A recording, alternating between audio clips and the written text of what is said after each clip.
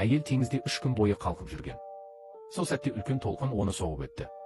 Тұншығу сезімі оны есіне келтірді. Сосын ол алыстан бір аралды көрді. Баяғыда жоғалған үміт қайта оянды. Лиза бар күшін жинап, ақыры жағаға жетті. Сол кезде ғана бұл адам жоқ, елсіз арал екенін түсінді. Лиза аралдың ішіне тамақ пен су іздеп баруды ұйғарды. Кенет жапырақтардың арасынан бір нәрсені байқап қалды. Қапырық күннің астында Лиза киімін бұтақтарға іліп, өзіне көлеңке жасап демалды. Демалғаннан кейін ол жолын жалғастырды. Көп ұзамай түн түсті. Лиза құрғақ бұтақтар жинап, тасты үйкеп от жағуға тырысты. Бірақ қанша әрекет етсе де, от тұтанбады. Ызасы келіп тұрғанда бір нәрсе есіне түсті.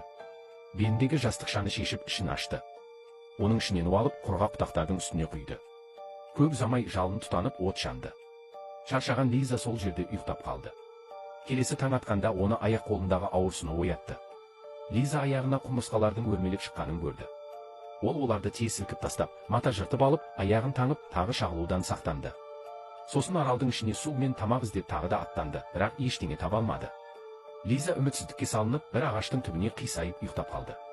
Оянғанда қасында үлкен жылан жатқанын байқап, демін ішіне тартты. Бақытына орай, жылан оған тимеді, бірақ Лиза сол жерде қалуға батылы жетпеді. Ол келген жолымен жағалауға қайтқысы келді. Сол сәтте жануардың қаңқасын көріп, аралдың қаншалықты қауіпті екенін түсінді. Кенет аяғының астынан бір нәрсеге сүрініп қала жаздады. Бұл кокос еді, бірақ шіріп кеткен. Ол ағаштағы кокостарға қарады, бірақ оларға қолы жетпеді. Лиза джунглиге тереңдей берді.